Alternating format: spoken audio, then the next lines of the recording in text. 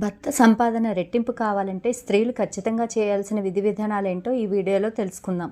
భర్త ఉద్యోగపరంగా, వ్యాపారపరంగా బయటికి వెళ్ళిన వెంటనే భర్త తలుపులు వేయకూడదు. భర్త గుమ్మం దాటిన తర్వాత 5 నిమిషాలు ఆగి తలుపు వేయాలి. భర్త బయటకు వెళ్ళగానే ఇల్లు ఊడవకూడదు. ఇల్లు తడిగుడ్డ పెట్టకూడదు. భర్త బయటకు వెళ్ళగానే భార్య స్నానానికి వెళ్ళకూడదు. అలాగే భర్త సంపాదన పెరగాలంటే ఉతికి ఆరిన బట్టలు తలకిందలుగా మడతలు పెట్టకూడదు. అలాగే ఆడవారు గ్యాస్ స్టవ్ వెలిగించే ముందు ఓం బ్రహ్మణే నమః అనే మంత్రాన్ని చదువుకుంటే భర్తకు అదృష్టం కలిసి వస్తుంది. అలాగే భర్తకు సంపాదన బాగా పెరగాలంటే ఆడవారు నిద్రలేవగానే వినాయకుని ఫోటో చూసి నిద్రలేవాలి. శుక్రవారం ఎండు ద్రాక్షను అమ్మవారికి నైవేద్యం పెడితే భర్తకు సంపాదన పెరుగుతుంది. ఆడవారు వంటగదిలో యాలకులు ఆకుపచ్చ రంగులో ఉండేటట్టు చూసుకోవాలి. అలాగే ఆడవారు ఆకుపచ్చ ఎరుపు రంగు గాజులు ధరిస్తే భర్తకు సంపాదన పెరుగుతుంది. గాజులు ఆదివారం కానీ శుక్రవారం కానీ కొనుక్కుంటే మంచిది.